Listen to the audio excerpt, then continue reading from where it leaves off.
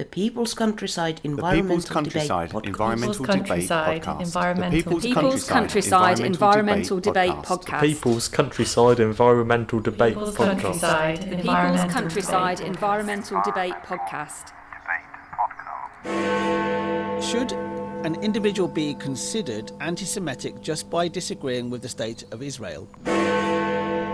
Why is being religious to some a really odd and repugnant thing for others to be? This is the People's Countryside Environmental Debate Podcast with me, Stuart the Wild Man Mabber, and me, William Manklow. And often before we start recording, Stuart, we're having a very different conversation in a very different energy, as it were. But as soon as we press record, we're on this, aren't we? Yeah. We can just literally just turn it on like a tap, like the tap, like it's raining outside right now. Yeah, it's lashing down. It is lashing down. We answer questions that listeners send in. We don't see them before we press record. No preparation whatsoever. And today we've got two questions. From Kholoud, a Palestinian refugee living in Long Eaton, England. I think that's Derbyshire, Nottinghamshire border. And then you've got Andrew from Bradford. Andrew's been on before. So, have a go at Kholoud's question. Yeah, Kholoud's question. I'll just go back to the whole thing. We don't prepare for these the questions that are presented in front of us, No. but in some way we do prepare because we've done over 600 episodes of this podcast. Yeah, and most things are a repetition of what went on before. So there is preparation in that sense, but we are not prepared for the question that we're going to be presented with. And right now, before I read this question, I've got no idea how I'm going to react to it. And I think you'll be the same, Stuart. So Kholoud's question is the following. Should an individual be considered anti-Semitic just by disagreeing with the state of Israel? Now, this is a kind of rhetorical question for me. And it comes from a Palestinian. Yeah, it's a rhetorical question, isn't it? Yeah, so the Palestinian may not agree with what we say, and the Israelis may not agree with what we say, so we're just going to answer the question. Do you want me to go first, or do you want to go? I was going to ask you the question, is what do you think the goal of the Israeli state is? That's just an open question. Oh, well, I think the goal of the Israeli state isn't necessarily the goal of the Jewish people. It's just the goal of the history of the Jewish state and the people who are in charge. So where I don't know enough about it because it's complicated. It goes back thousands of years of, we had this land, you had that land. Well, none of us own the land. We've got to learn. In the modern day era, we've got to work out how you put the history aside and then everybody has somewhere to live. Is it ever possible to get past that? What is, I understand, a 1,000-year history? It's always possible, but it's complicated. To go back to the question, should an individual be considered anti-Semitic by disagreeing with the Israeli state? No, I don't think they should by default. Depends how and what they are disagreeing and how they're putting it across. I don't think there's anything wrong with disagreeing with something. That's called evolution, positive debate, whatever. It's called an opinion as well. Yeah. That you have an opinion, but disagreeing, it is the tone on how you disagree. I do have this slightly uncomfortable observation about, because we're recording this before Christmas, just after the shootings in Bondi Beach. Yeah. Where 15 Jewish people were killed. I'm assuming they were all Jewish. They say there's 15 people, but it could have been some passers-by. I don't know. I do have this slight uncomfortable feeling about our reaction to the Holocaust.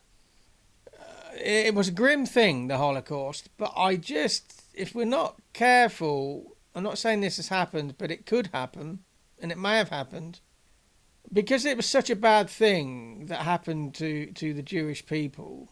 It justifies the Israeli state, or maybe some Jewish people targeting other people for revenge, and allowing that, and then turning a blind eye to that.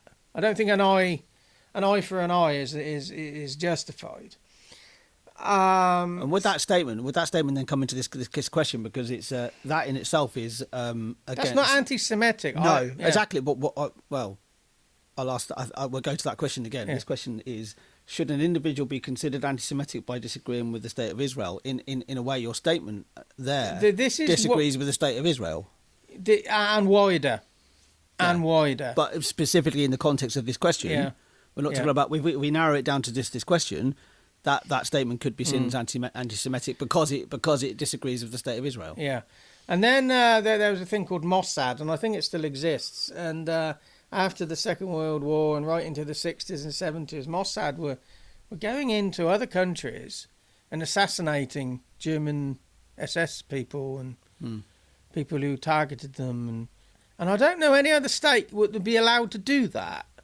And they were allowed to do it because of what had happened. So I think it's a very thin line we walk. Well, in that, I disagree with that statement that other countries have not. Other countries just go into other countries and. It's called an invasion. Well, if one state is sending in people to actually assassinate people in other states, that's always happening, and Russia have done that. Absolutely. Yeah, but it's considered like Russia did try to do it in Salisbury. Well, no, they did it. Yeah, and well, they survived. Their target survived, but other people were killed. Exactly, yeah. But then they were called terrorists. But what I'm saying is Mossad did loads of stuff. Right, okay. And we turned a blind eye to that. Yeah, I'm not familiar with Mossad at all. Yeah, I mean, they went into Argentina and places and just assassinated people. But they didn't say it was Mossad. Okay. It's always assumed it was Mossad.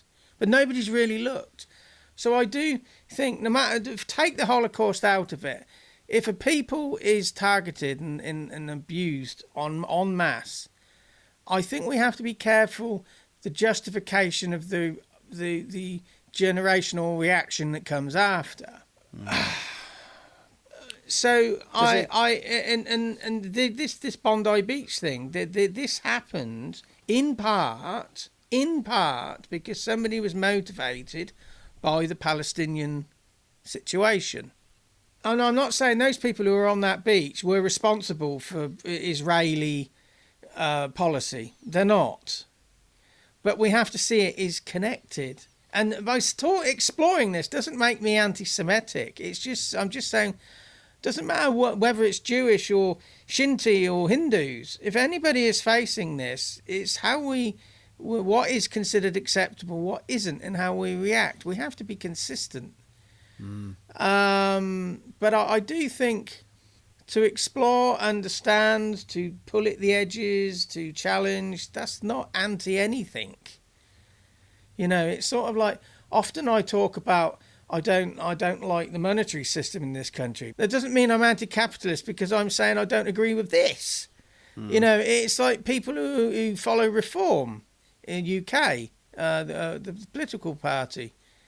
It doesn't make them racist just because they're following them, but there is an undertone of the leaders of that party that you could argue that with.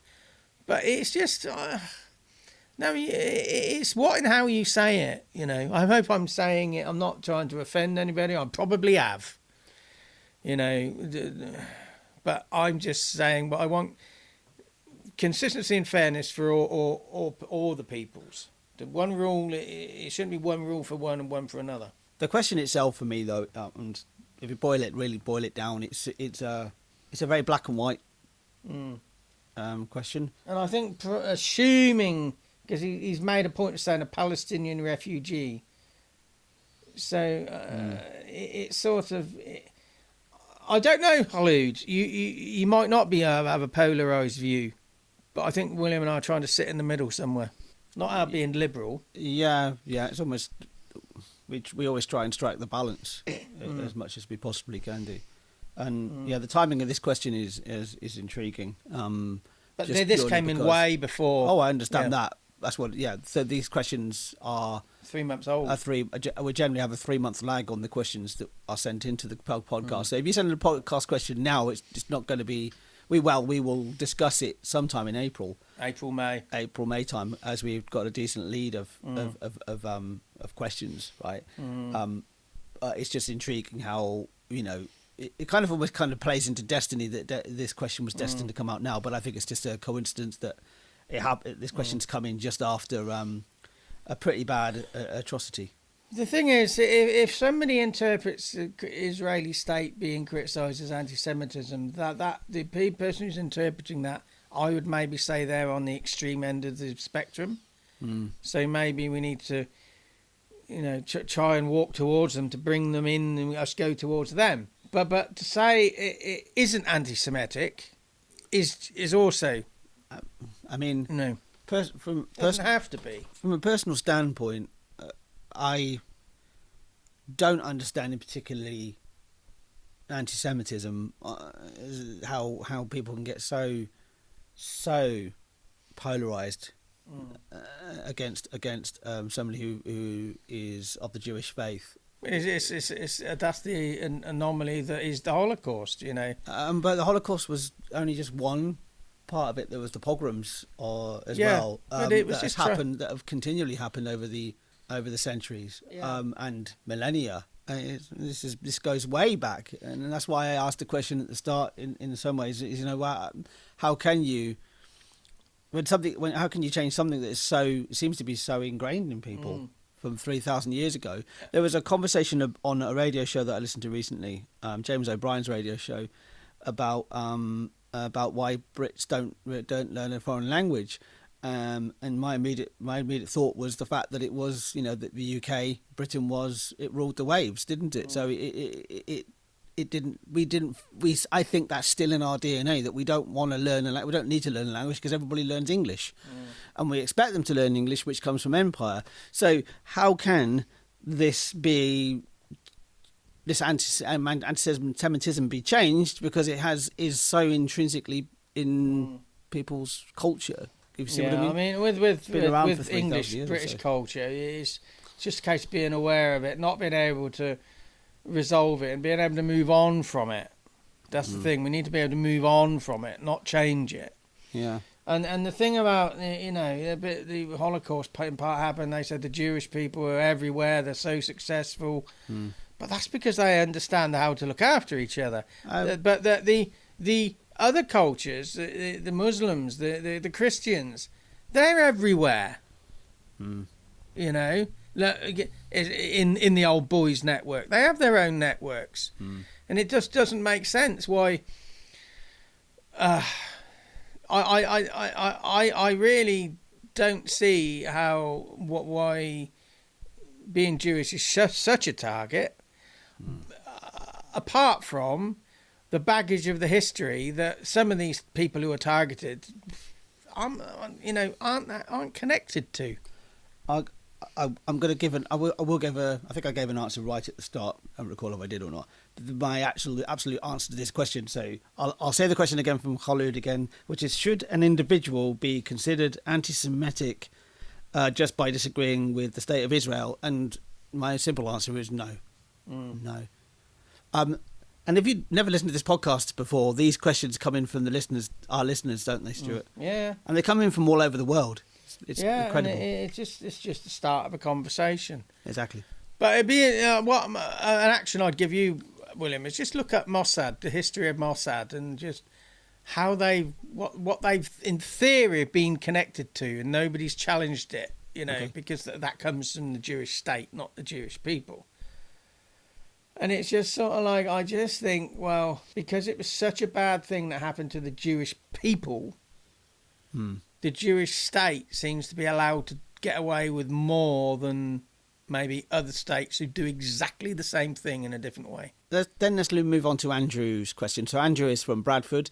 Andrew's question is as follows, and Bradford is in England. There's actually at least another Bradford I can think of. So I'm guessing this is the Bradford up in Yorkshire. There's a Bradford upon Avon. There is a Bradford upon Avon. There's probably another Bradford somewhere. So very Bradford is an Anglo-Saxon name. That's where Brad used to ford the river. Anyway, Andrew's question is: why is being religious to some a really odd and repugnant thing for others to be? Okay, well, the thing that pops into my mind here is I worked with somebody once who kept saying certain religions and things, it was repugnant to them. He used the same word, so that's popping up in my mind. And he was rabidly against religion. He wasn't he had mental health issues, which we all have. He had biases, Which we all have. But why is being religious to some really repugnant to others? In his experience, in my experience of this guy, it was his baggage and his issues. That's why he was. It wasn't what the religious person was trying to say. It was just the fact they existed, and it challenged something in him that he hadn't resolved. I know somebody else who said, I don't like talking to religious people because they're always trying to convert you. No, they're not trying to convert you. You've got a religious person and a non-religious person having a conversation. The religious person will explain their beliefs and why. And the non-religious person often says, oh, you're trying to convert me. And I'm thinking, no, you're not engaging in the conversation to say why you don't believe. I would argue against that somebody who is of a certain religion is trying to convert somebody. That evangelical... they might be. Absolutely. So that statement is not correct. That somebody would actually be trying to convert you. Not by default. I did recently... no, not by default. Again, it's horses for courses. People are different. I witnessed a conversation very recently between a friend of mine and somebody he went to school with, and they hadn't seen each other for a while, but it struck me very quickly that, and again, this is my own biases coming out probably, but it struck me very quickly that the person that he was talking to was very deeply Christian, and I wasn't part of the conversation. It was across the other side of the table from me. I was having it, but it was a very you could almost feel that conversation was almost like talking to a brick wall. From which party? From my friend's point of view, was making points, and it was almost like he was always coming back with some form of answer. So let me clarify. Who was the religious one and who wasn't? So my friend wasn't the religious one. His friend is his old school friend is, and his old school friend was almost like he didn't seem to be taking anything that my friend was saying. It was more here's an opportunity to preach the gospel, as it were. Yeah, I mean, and that in that essence, in that sense, felt like it was him trying to absolutely to convert. Yeah. Could you not see? It's almost like can you not that he's in this world that like this is what everybody should feel. I feel this way about God and about Jesus, for example, because he's Christian. Could you not? How can you not see this? You know. Yeah, I can understand that, but when you say if you're out in the street and you got somebody talking about religion, they are preaching, they are trying to recruit or whatever. But when you're we see it in Cornmarket Street all the time. Yeah, when you Bible bashers, they call them. If you're starting, say you come in, one of these situations I'm thinking about happened in a domestic setting in our lounge up in Manchester, Glossop, and there was a reverend who was a visitor, and then there was this devout atheist, and the reverend wasn't actually saying anything about how can you not believe that. It was just a conversation. He was trying to have a conversation about these are my beliefs, what are yours. The vicar was just as interested in listening to the atheist. Yeah, that's a good understand the person who was sat in front of him. That's a good balanced conversation. Yeah, whereas the atheist was just the fact you're sat there and you are religious and you exist is repugnant to me. Yeah, that's baggage. That's baggage. So if somebody feels it's repugnant, why is being religious to some really odd and repugnant to others? It's something that's going on within the person. Repugnant thing for others to be. So yeah. And again, I know It's a strong word, repugnant. I know people who are deeply spiritual and deeply religious. I mean, your wife Rick is a great example, and she would say she's spiritual and not religious. But I did use that word. So deeply spiritual and deeply religious, or deeply spiritual or deeply religious. She was very deeply spiritual, and her spirituality is very, very important to her. Yeah. I remember having a very interesting conversation just after my mum had died, and Sue had started going into this about her beliefs around her spirituality, about what happened to my mum after she died, and I quickly said, that's your belief, Sue. That's not mine. I don't believe that. I believe it's something else. But it wasn't. I said it in a way that it didn't shut her down. I wasn't sort of saying I don't. Just that's what that's repugnant. it's not repugnant. It's just like that's not how I see the world. Yeah, and then you explain how you see it. Exactly. Yeah, and that's exactly what I did. And I think that's a good conversation. I think when somebody is confronted with something that feels the use of repugnant. So you actually knew somebody who used the word repugnant against somebody who is deeply religious. Yeah, and again, I know somebody I know somebody who I used to be neighbours with, and I would call her a friend as well. That she is very deeply religious. You know, when I look at her social media posts, it's very deep. She's very deeply Christian. She's deep into Christianity. It's very important to her. And what I often see when somebody is, and it's the same with my friend's old school friend, that I didn't find that repugnant. I just saw somebody who inappropriate, maybe. Yeah, I just thought it was an inappropriate moment because they hadn't seen each other for a while. Talk about something else. So if it's repugnant, it's taken it to a whole new level. Yeah, that can only be understood if you dig into that person who's. Yeah, where does that repugnancy come from? And I think that, or I would say that also goes in line with any sort of repugnancy. Repugnancy is also a type of phobia, isn't it? So there is xenophobia, there is homophobia, there is. I heard one recently, which is I think it's glottophobia, which is being against people who are different, have different accents to you, for example. I think that kind of comes in. That repugnancy comes in. There's a similarity between those traits. I remember another situation where, just thinking back, there was two people I was having this conversation, and I was sat watching. I thought, I got nothing to input here, and in the end, I left the room because it wasn't going anywhere. One person was highly religious. This was years and years ago. And there was this other person who was brought up in a very strict Catholic family, but was an atheist as well. And they asked this guy A asked guy B, who the guy A was the atheist and guy B was the religious guy. And he said to him, "What's that picture on your wall?" And he the religious guy, who was a Buddhist, he explained what it meant in Buddhism. And the guy who was the atheist kept trying to tell him to stop. He said, I don't believe in God. I don't believe in God. But you weren't listening to the other person. You asked him what the picture was, and he was telling you. But it's again, what's being triggered in that person? Yeah, there wasn't repugnancy, but there was a strange behaviour. Yeah, because it's like what are they not wanting to confront in themselves? Yeah. So when I've had conversations with Sue is a good example. My wife. Sue, your wife, yeah. So again, deeply spiritual. That I like to listen to what she says. And when I went to the Global Retreat Centre and I did the introduction to Raj Yoga, which is a meditation. And I did that because I don't ever see myself as a very spiritual person, but I know that I can learn something from that, right?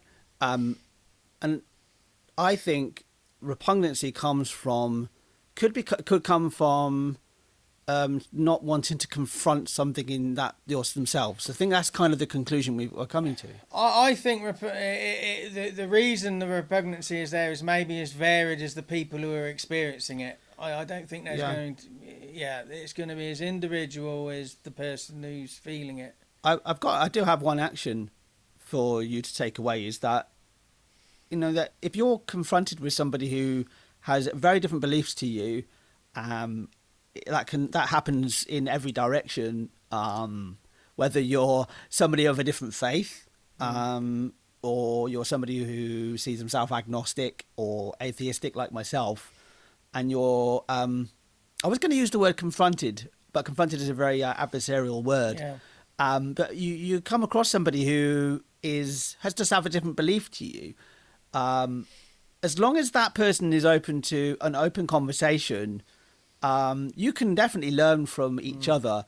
But one thing I will say is that in my experience of talking to people with deep religious beliefs and spirituality, it kind of almost feels that they're in such a deep place in that that religion that they can't, from my own perspective, of course, they can't necessarily see outside of it.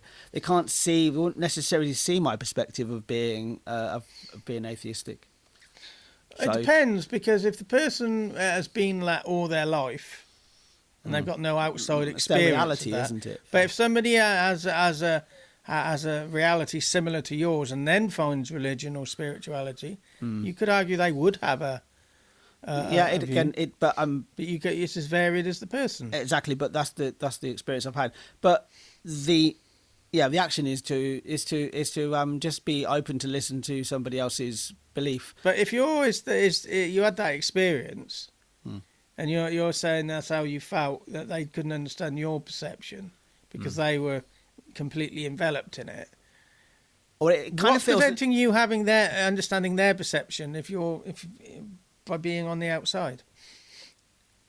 Because I actually am listening to and open to what they're saying to me. But when I try to say that what I believe, then it's kind of like it's not even listened to, not even acknowledged, and not even considered. Then the only thing you need to deal with at that point is your reaction to that rebuttal. But I always feel a good conversation is meeting in the middle, and not being too skewed to one side. But there's also this bullshit term. Let's make this explicit. This bullshit term, religion. Causes wars, guns cause mass shootings. No, guns are guns, religion's religion. It's when man and humans get involved with it.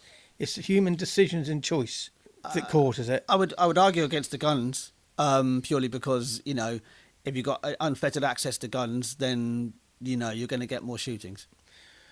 Well, I don't know. I mean, that you've got to look at. All you have to do is look at what happens in the US. Continuously. I just think that the existence, it's an excuse to say it's.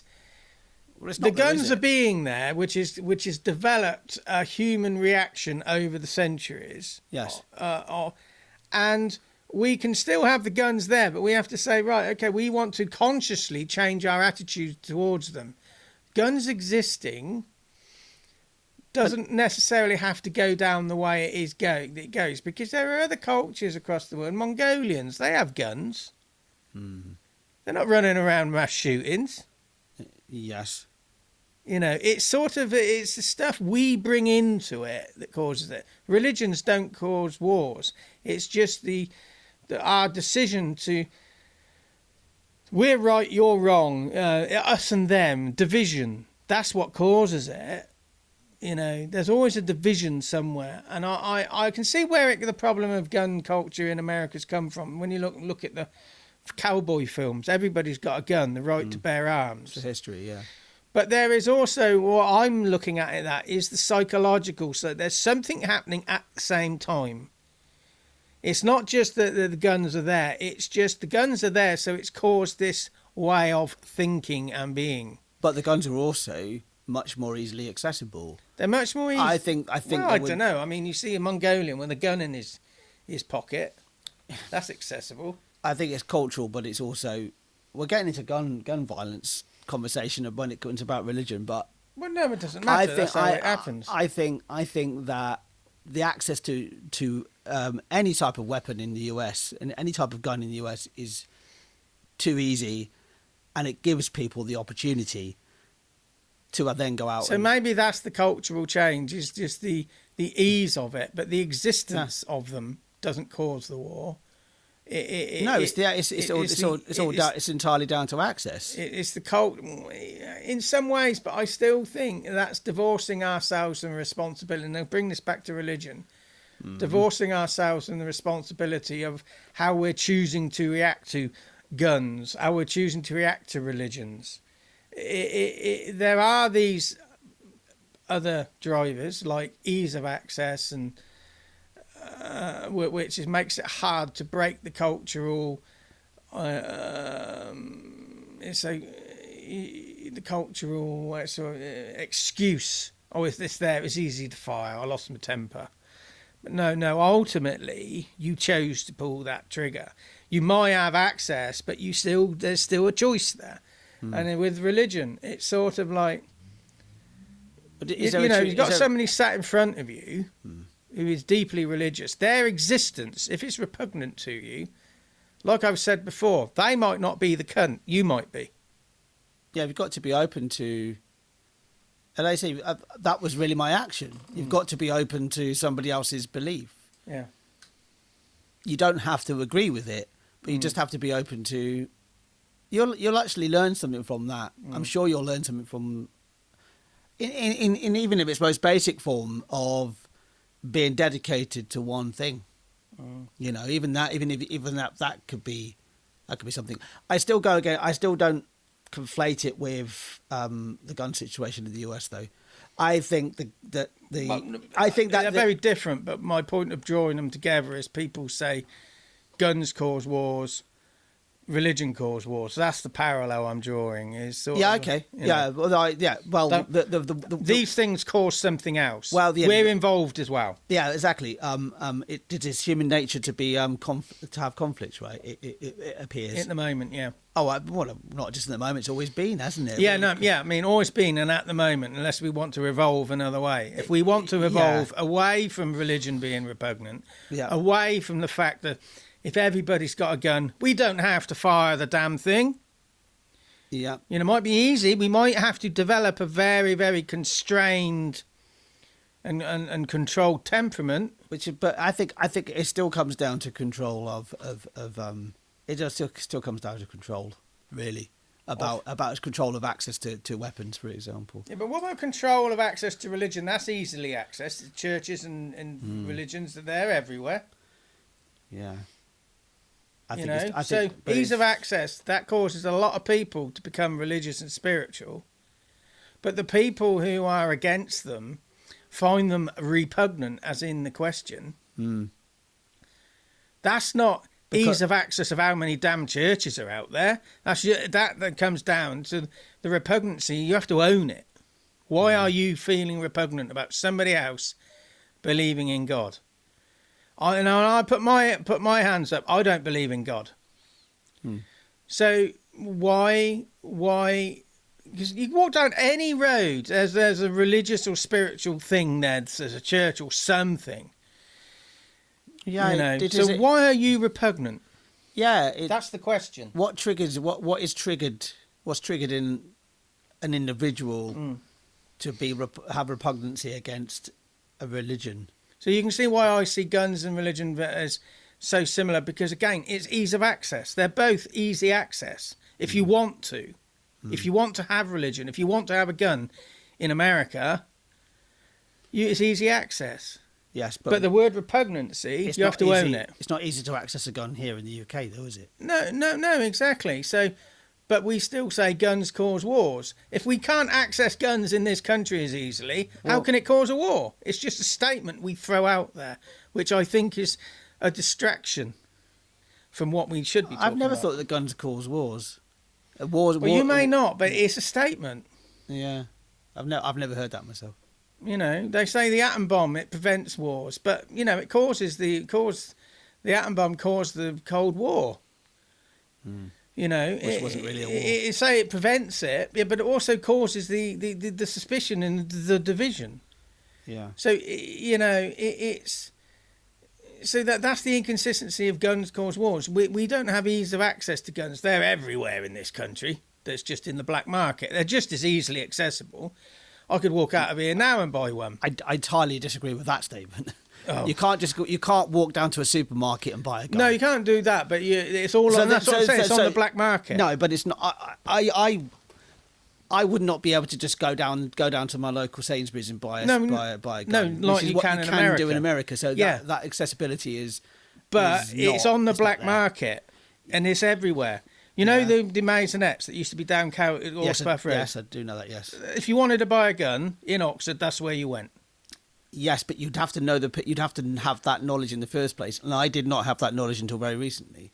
So if I felt like I wanted to buy a gun, I probably would be able to procure one, but I'd have to. It would be a downside harder than it would be than to go in than be an American citizen and just walk into a supermarket and buy one. Yeah, absolutely. It is a bit easier access. Oh, but far easier. The religion thing is a universal thing. That's accessible everywhere right across the world. Yeah. So I don't think it's access is the thing myself. I think it's down to us making excuses for our biases and opinions around what and we say, oh, that I think that, or I feel that, or this is the way it is because it's too easy. I would like to see a world where things are easily accessible, like drugs, like black market drugs. You know, if there's this big debate about the UK government legalising it, but then they can control it, and it's you know what people are taking. It's not sort of mixture of chemicals from under your sink. No, I'm not saying I'm for or against that. I'm just saying that the point with that is if there's an argument with drugs in this country, if you make it easily accessible and take it out of the black market, you then can control it. And then it comes down to, again, our personal views and approach and cultures around that. With guns, you can make them easier access, you can make them harder access, but it's still our attitudes. With religion, you can make it easy access, you make it hard access, but it's still our opinion. But it comes back to this question. Having said all that, why is religious to some really odd and repugnant for others? The word repugnancy separates that from everything else we've spoken about, and that is a very personal exploration to understand where that's coming from, you know, because that is coming from the person who's experienced the repugnancy. They cannot put it out there on somebody else's responsibility.